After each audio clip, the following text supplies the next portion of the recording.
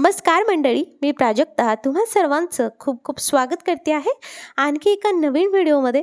चला कोणताही उशीर न करता आजच्या व्हिडिओला सुरुवात करूयात. नंबर पहिली ती पण आहे बोर्ड रिलेटेड.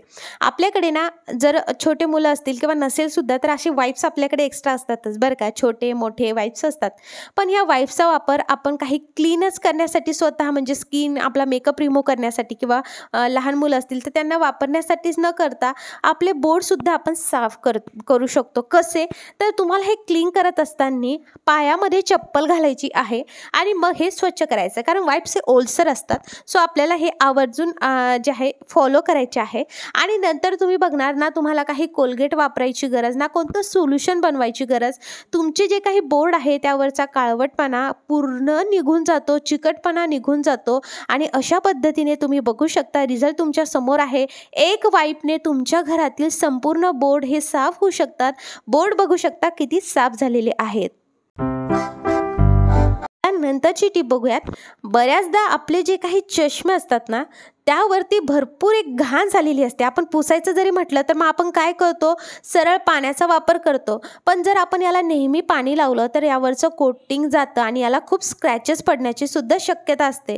तर काय करायचं, जर खूप तुमच्या चष्मात घाण झाला असेल, फ्रीझरमध्ये ठेवा 5 ते 10 मिनटं. नंतर अशा पद्धतीने त्यावरती बघा बर्फ साचल्यासारखं वाटेल आणि नंतर जो चष्म्याच्या डब्यामध्ये मलमलसारखा वेलवेटसारखा कपडा दिलेला आहे त्या कपड्यानेच तुम्हाला हे व्यवस्थितरित्या पुसायचं आहे.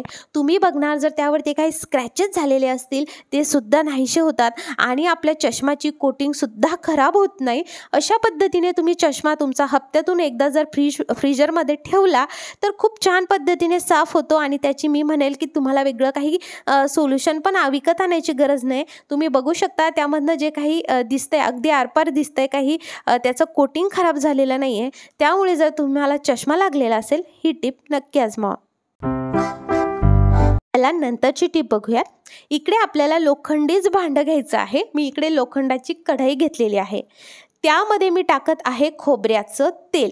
आता बघा ही जी काही टिप आहे ही सर्वांना खूप उपयुक्त होणार आहे.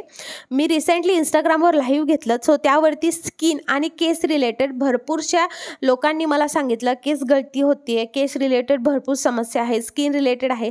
सो म्हटलं चला आज आपण केसांसाठी काहीतरी बघूयात. सो इकडे खोबऱ्याचं तेल घेतलेलं आहे. त्यामध्ये टाकलेला आहे आवळा, जो ड्राय आवळा असतो तो, मेथी दाणे आणि कलोंजी म्हणजेच कांद्याचं बी. सो हे प्रमाण जर म्हटलं तर मेथी दाणे 2 चमचे, कलोंजी ते पण 2 चमचे आणि इकडे जे आवळा घेतलाय ते 4 ते 5 मी घेतलेला आहे. आता आपल्याला यामध्ये बाकीच्या वस्तू टाकायच्यात. जास्वंदाचं फूल, जास्वंदाची पानं टाकायची आहेत. जर तुम्हाला आवडेल तर एक कांदा चिरून यामध्ये टाका आणि भरपूर कढीपत्ता टाकायचा आहे. आता आपल्याला हे चांगलं शिजवायचं आहे. हे होममेड तेल आपण बनवतोय. भरपूर केस गळती होत असेल तर त्यासाठी आहे. आता जर तुम्हाला भरपूर केस गळती होत असेल तर अशा वेळेस हे तेल कसं वापरावं ते जाणून घ्या. जर तुम्हाला केस गळती प्रचंड असेल तर ज्या दिवशी तुम्हाला केस धुवायचे त्याच्या 3 तास अगोदर हे तेल तुम्हाला लावायचे. जास्त तेल लावायचं नाही, अगदी थोडं 1 ते 2 चमचा तेल घेऊन मालिश करून तेल लावायचं. त्यानंतर केस धुवायचे. जेव्हा तुमचा हेअरफॉल स्टॉप होईल तेव्हापासून तुम्ही हे तेल ओव्हरनाईट लावू शकता. त्याचबरोबर एक गोष्ट नक्की आवर्जून लक्षात घ्या, हे करत असताना हा तेल लावत असताना तुमचं पोट व्यवस्थितरित्या साफ होतं आहे की नाही हे सुद्धा गरजेचं आहे. हार्मोनल इम्बॅलन्स तुम्हाला आहे का हे सुद्धा जाणून घ्या. आधी त्यावरती लक्ष द्या. तुम्ही हे वरून कितीही लावलं तुमचं पोट साफ होत नसेल, हार्मोनल इम्बॅलन्स असेल तर तुमची केस गळती कोणीच थांबवू शकत नाही. आता आपण यावरती टाकतोय अलोवेरा. स्वच्छ धुवून कोरडा करून हा अलोवेरा डायरेक्टली टाकतोय. विकतचा अलोवेरा जेल टाकू नका, रॉ अलोवेरा टाका आणि आपल्याला हे आता चांगलं शिजवायचं आहे. आता पोट साफ होण्यासाठी तुम्ही जसं की ओव्याचं पाणी पिऊ शकता, जिऱ्याचं पाणी पिऊ शकता. तुमच्या डाएटमध्ये तुम्ही भाकरीचा इन्क्लूड करू शकता. चपाती कसं आहे त्यामध्ये कार्बोहायड्रेट्स तर असतात पण ती चिकट असते. सो अशा वेळी आपल्याला जर संडास व्यवस्थित साफ होत नसेल तर त्याने सुद्धा हे भरपूर म्हणजे तुम्हाला सांगू का की आपलं पूर्ण जे आहे पोटा जर साफ असेल तर आपण सगळे व्यवस्थित आहोत असं समजावं. सो तुमचं पोट हे व्यवस्थित साफ असलं तर मेटाबॉलिझम चांगलं राहतं, डायजेशन चांगलं होतं, बाकी ज्या काही तुम्हाला समस्या असतील त्यासुद्धा सुधारतात. त्यामुळे आधी पोटाकडे लक्ष द्या, आपोआपच तुम्हाला सगळ्या समस्यांपासून छुटकारा भेटेल. मेन म्हणजे हे तेल जे आहे हे तुम्ही आवर्जून कायमस्वरूपी लावा.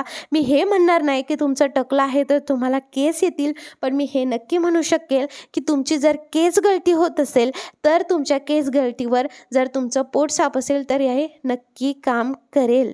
सो हे मी माझा स्वतःचा अनुभव सांगते.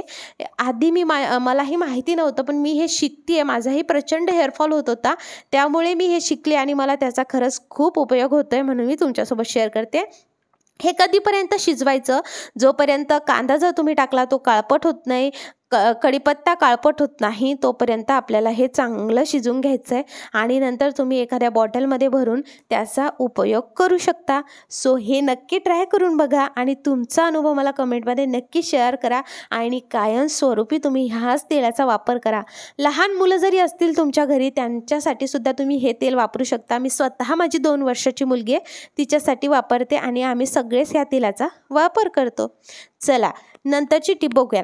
आता झाडू आपल्याला खरंच आपलं घर खरंच स्वच्छ ठेवतो, पण हे झाडू जे आहे तो आपल्या बाकीच्या गोष्टीसाठी खरंच खूप कारभार आहे. आता कसं ते सांगते. तुम्हाला काय करायचं आहे, झाडू घ्यायचा आहे, एखादा मीडियम साईजचा टी शर्ट घ्या जुनं पुराणं आणि त्यामध्ये आपल्याला झाडू अशा पद्धतीने घालायचा आणि अशा पद्धतीने लपेटून घ्यायचा. जास्त हेवी टी शर्ट घेऊ नका, कारण आपला झाडू लुटूपुटू असतो, एवढाही हे नसतो. सो असं लपेटून घेतलं त्यानंतर जे आहे आपल्याला रबर बँडनी हे सील करायचं आहे. शक्यतो कॉटनचंच टी शर्ट घ्या, लहान मुलांचं असेल जुनं पुराणं ती घेऊ शकता, आपलंसुद्धा असतंच नाही का. सो असं लपेटून घ्यायचं. आता आपण हे एक टूल बनवलेलं आहे, एकदम जबरदस्त टूल आहे, जुन्या टी शर्टचा सुद्धा वापर होतो आणि झाडू जो आहे तो आपले 2 काम करतो. झाडतं तर घर झाडतोच, आपल्या घरातला कचरा तर बाहेर निघतोच याने, पण हे वेगळ्या पद्धतीने आणि मेन म्हणजे तुमचे पैसेसुद्धा वाचवणार आहे. कसं चला सांगते. आपल्या घरातील जाळं काढण्यासाठी ह्या एकदम जबरदस्त आहे. अशा पद्धतीने तुम्ही तुमच्या घरातले जाळं काढू शकता.